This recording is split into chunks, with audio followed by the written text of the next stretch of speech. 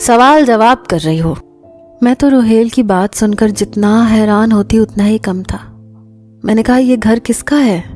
میں کس کے گھر کو سنبھال رہی ہوں؟ کس کے ماں باپ کو صبح ناشتہ دینے کی مجھے فکر ستاتی ہے؟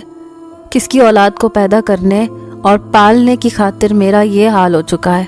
میرے چہرے کی رونق ختم ہو چکی ہے، میری آنکھوں کے گرد ہلکے پڑ چکے ہیں۔ میں رونے لگی، مجھ پر ہذیانی سی کیفیت طاری ہو گئی۔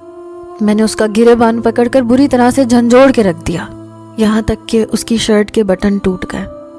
میں نے کہا میں اس گھر میں کیا حیثیت رکھتی ہوں؟ ملازمہ ہوں تمہاری، یا تمہارے ماں باپ کی، یا تمہاری بہنوں کی، کہ جب وہ آتی ہیں تو میں پورے ٹیبل سجا دیتی ہوں؟ احمر میرا بیٹا ہے کیا؟ تمہارا کچھ نہیں لگتا؟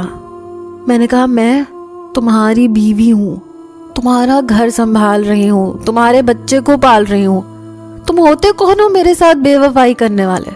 میں نے کہا روہیل، میں ان عورتوں میں سے ہرگز نہیں ہوں جو مرد کی اس قسم کی عیاشی کے ساتھ کمپرومائز کرتے ہوئے اس کے ساتھ رہ کر اپنی زندگی کی گاڑی چلا سکے۔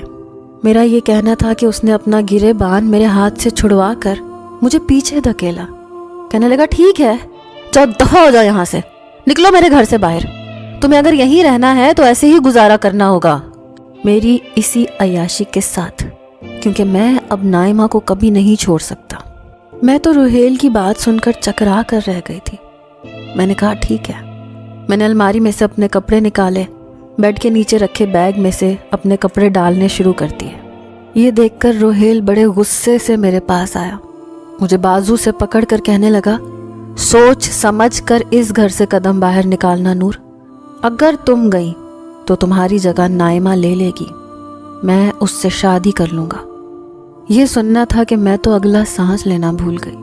یہ کہہ کر وہ کمرے سے باہر نکل گیا۔